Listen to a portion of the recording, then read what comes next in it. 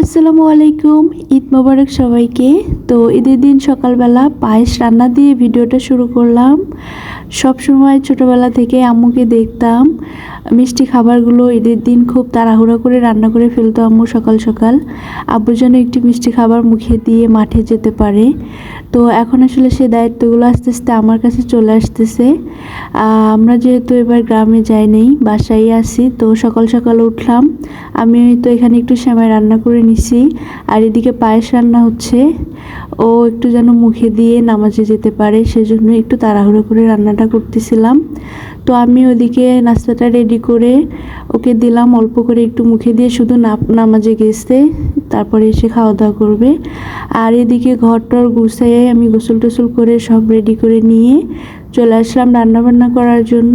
এখানে তো বিরিয়ানি রান্না করব, সব কিছু রেডি করে নিলাম, নিয়ে তো চলে আসলাম রান্না করার জন্য। এখন যেহেতু বিরিয়ানি রান্না করব, তো ভাবলাম যে আলুটা আগে একটু ভেজে নিই।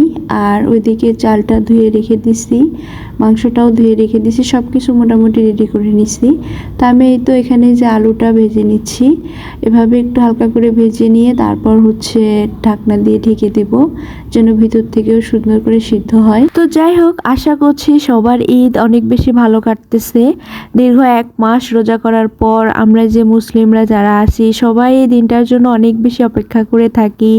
অনেক আয়োজন থাকে এই দিনটাকে ঘিরে, অনেক বেশি একটা আমেজ তৈরি হয় সবার মধ্যে, যে এত কেনাকাটা, ঘোরাফেরা, ঈদের দিন খাওয়া দাওয়া, ঈদ সালামি, মানে অনেক একটা অন্যরকম উৎসব কিন্তু আমাদের সবার মাঝে হয় এই সময়টাতে।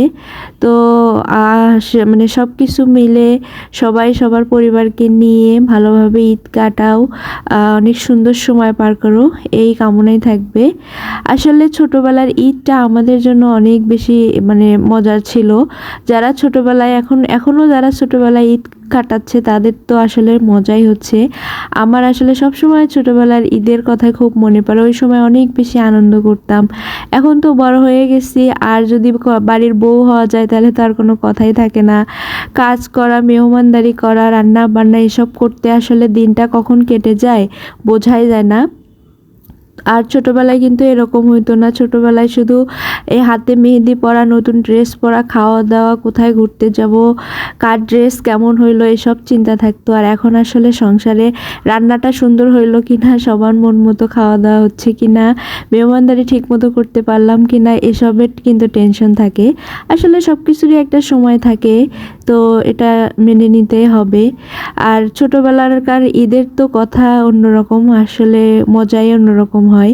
বিশেষ করে ড্রেস নিয়ে আমরা তো সবাই মিলে, আমরা বান্ধবীরা ড্রেস কিনতাম, কিনে লুকায় লুকায় রেখে দিতাম। আমি জানি সবাই এরকমই করতো।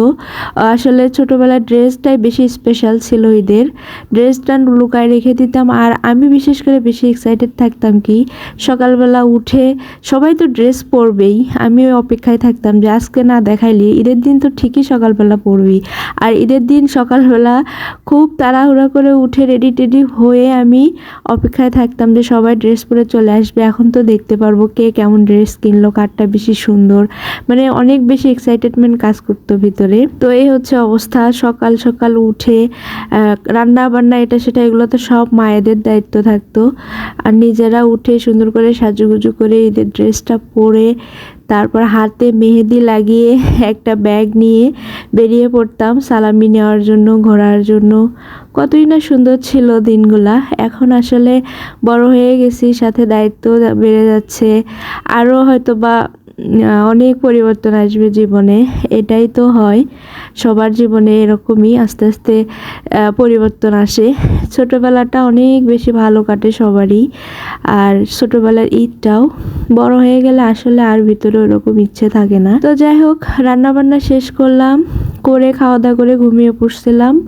বিকেলবেলা একটু বের হলাম যে বাইরে থেকে ঘুরে আসি। আসলে গ্রামে ঈদ যে হচ্ছে ওইটা অনেক বেশি উপভোগ করা যায়, বোঝা যায়। সবাই গ্রামে চলে যায়, ঈদের সময় বসে আড্ডা মারা হয়, মানে বোঝা যায় আর কি যে ঈদ হচ্ছে। আর শহরে আসলে ওরকম কিছুই না, ঘরের মধ্যে থেকে বের না হলে কিছু দেখাও যায় না, বোঝাও যায় না, কোনো ঈদ কিছু মনেই হয় না আসলে। তো আমার সমস্যার কারণেই বাড়িতে যাওয়া হয় নাই।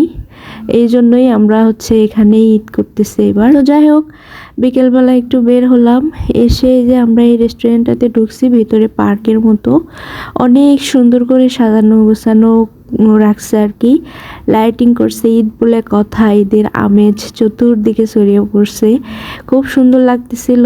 মানে মনে হচ্ছে যে না, আজকে ঈদ, একটা উৎসব হচ্ছে, যে খুব সুন্দর করে ডেকোরেশন করছে। অনেকেই ফ্রেন্ড সার্কেল নিয়ে আসতেছে জায়গাটাতে, ফ্যামিলি নিয়ে আসতেছে, সবাই অনেক অনেক বেশি মজা করছে।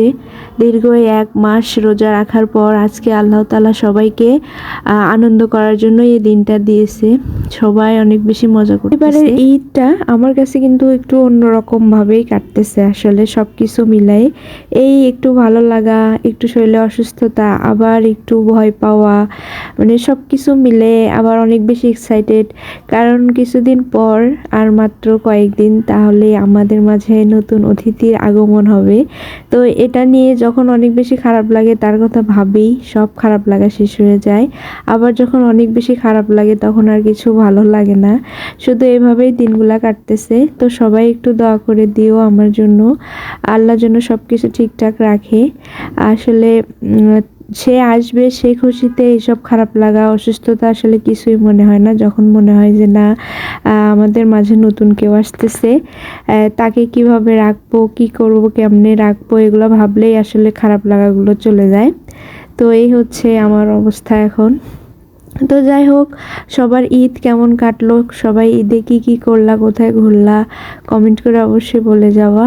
আর আমার ভিডিওটা আমি আজকে এখানেই শেষ করতেছি, আমাদের ঘোরাঘুরিও শেষ, বাসায় চলে যাচ্ছি। ভালো থাকো সবাই, আল্লাহ হাফেজ সবাইকে।